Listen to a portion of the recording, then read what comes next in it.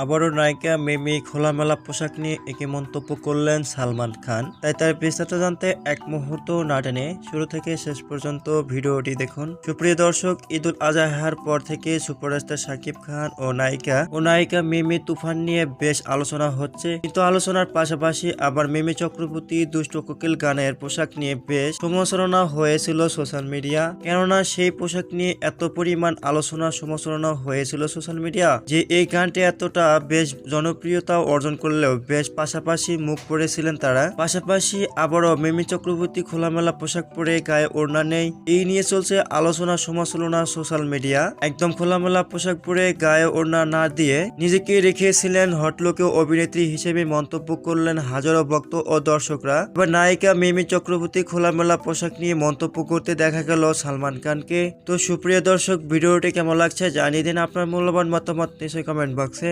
অসংখ্য ধন্যবাদ পুরো ভিডিওটি উপভোগ করার জন্য।